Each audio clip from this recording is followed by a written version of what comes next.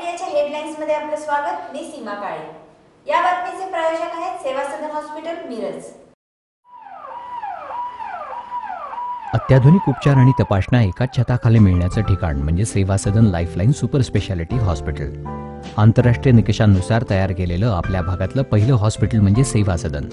अद्ययावत machines, super specialist doctors आणि सर्वांना परवडतील असे माफक दर म्हणजे सेवा सदन। सेवा सदनमध्ये एंजिओग्राफी, एंजिओप्लास्टी, बायपास शस्त्रक्रिया आणि हृदयाच्या इतर शस्त्रक्रिया, आंतरराष्ट्रीय दर्जाचा अतिदक्षता विभाग, डोळ्याच्या सर्व प्रकारच्या तपासण्या, मोतीबिंदू काचबिंदू शस्त्रक्रिया, दुर्बिणीद्वारे शस्त्रक्रिया, मेंदूच्या आजारांवरील उपचार, मधुमेह आणि स्थूलता निवारण, general medicine, dialysis, 2D echo, colour Doppler, CT scan, panchakarma आणि योगोपचार असे विविध उपचार सेवा सदनमध्ये मिळतात। निश्चिंत मन, व्याधीमुक्त जीवन म्हणजे सेवा सदन।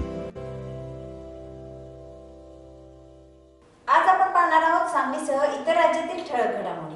भाजपा नगरसेवकाची जिल्हाधिकाऱ्याकडे धाव। कराड पालिकेतील रस्त्यांची कामे ठरलेल्या दरापेक्षा 9% किंवा त्याहून जादा दराने देण्यात आली आहेत। एकाच कॉन्ट्रॅक्टरच्या नावाने निविदा प्रसिद्ध करून भ्रष्टाचार सुरू आहे। याची सखोल चौकशी करावी अशी मागणी भाजपाच्या नगरसेवकांनी जिल्हाधिकारी श्वेता सिंघल यांच्याकडे सोमवारी केली। ज्येष्ठ नगरसेवक विनायक पावसकर यांच्या नेतृत्वाखाली नगरसेवकांनी जिल्हाधिकाऱ्यांना निवेदन दिले। तक्रारीची दखल घेण्याची ग्वाही सिंघल यांनी दिल्याची ज्येष्ठ नगरसेवक पावसकर यांनी सांगितले। असा आहे उद्धव ठाकरेंचा मराठवाडा दौरा। शिवसेना पक्षप्रमुख उद्धव ठाकरे बुधवार 9 जानेवारी रोजी मराठवाडा दौऱ्यावर जाणार आहेत। या दौऱ्यात ते दुष्काळग्रस्त भागाची पाहणी करणार आहेत। तसेच आगामी लोकसभा निवडणुकीच्या दृष्टीने हा दौरा महत्त्वपूर्ण व लक्षवेधी ठरणार आहे। दुष्काळग्रस्त गावांची पाहणी, तेथील शेतकऱ्यांशी संवाद, दुष्काळग्रस्तांना मदत असे उद्धव यांच्या दौऱ्याचे स्वरूप असेल। उद्धव ठाकरेंच्या दौऱ्यात शिवसेनेकडून दुष्काळग्रस्तांसाठी मोठी मदत मोहीम राबवली जाणार आहे। या मोहिमेत दुष्काळग्रस्तांना 100 ट्रक पशुखाद्य, धान्य, पिण्यासाठी पाण्याचे टँकर या वस्तूंचं वाटप शिवसेनेकडून केलं जाण्याची शक्यता आहे। युवा सेना प्रमुख आदित्य ठाकरेंनीही 12 जानेवारीपासून दुष्काळी भागांच्या पाहणीस जाणार आहेत। बाबरी पतन रोखण्यात काँग्रेस अपयशी, मणिशंकर अय्यर यांचा घरचा काँग्रेस नेते मणिशंकर अय्यर यांनी बाबरी पतन रोखण्यात काँग्रेस अपयशी ठरल्याची टीका करत पक्षाला घरचा आहे दिला आहे। 1992 रोजी नरसिंह राव यांच्या नेतृत्वाखाली सरकार बाबरी पतन रोखण्यात अपयशी ठरलं। बाबरी पतन रोखण्यासाठी जी पाऊल उचलणं गरजेची होती ती घेतली गेली नाही असं मणिशंकर अय्यर यांनी म्हटलं आहे। Delhi social democratic party of India द्वारा आयोजित एक शाम बाबरी मस्जिद के नाम या कार्यक्रमात ते बोलत होते।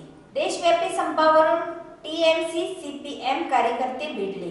मुंबई केंद्रीय कामगार संघटनांनी पुकारलेल्या देशव्यापी संपात राज्यातील रिझर्व्ह बँकेतील कर्मचाऱ्यांसह पोस्ट बीएसएनएल कर्मचाऱ्यांनी उडी घेतली आहे। याशिवाय जुन्या पेन्शनच्या मागणीसाठी जुनी पेन्शन हक्क संघटनेनेही संपात सामील होण्याचा निर्णय घेतल्याने शहरी भागांसह ग्रामीण भागातील सर्वसामान्य नागरिकांना या संपाचा मोठा फटका बसणार आहे। बेस्ट स्ट्राईक, उशिरा आलेल्यांना परीक्षेला बसू द्या, मुंबई विद्यापीठाचा विद्यार्थ्यांना दिलासा। बेस्ट कर्मचाऱ्यांनी पुकारलेल्या संपाचा फटका सर्वसामान्यांसहित विद्यार्थ्यांनाही बसत आहे। याची खबरदारी घेत मुंबई विद्यापीठाने विद्यार्थ्यांना दिलासा दिला आहे। संपाच्या काळात विद्यार्थ्यांना परीक्षा केंद्रावर पोहोचण्यास उशीर होण्याची शक्यता नाकारण्यात येत नाही।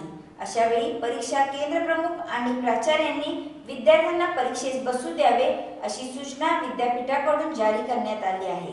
यामुळे विद्यार्थ्यांना मोठा दिलासा मिळाला आहे। सीबीआय प्रमुख आलोक वर्मा यांना सक्तीच्या रजेवर पाठवणे चुकीचे, सर्वोच्च न्यायालय। नवी दिल्ली, सीबीआय विरुद्ध सीबीआय या वादावर सर्वोच्च न्यायालयाकडून मोठा निर्णय देण्यात आला। सीबीआय प्रमुख आलोक वर्मा यांना सक्तीच्या रजेवर पाठवण्याच्या केंद्रीय दक्षता आयोगाचा सीव्हीसी निर्णय सर्वोच्च न्यायालयाने रद्द केला। आलोक वर्मा यांनी सक्तीच्या रजेवर पाठवण्याआधी निवड समितीचे मत घेणे आवश्यक आहे। तसेच केंद्रीय दक्षता आयोगाने दिलेला निर्णय घटनात्मक नसल्याचेही निर्णय सर्वोच्च न्यायालयाने दिले आहे। उद्या भेटू याच वेळी। नमस्कार।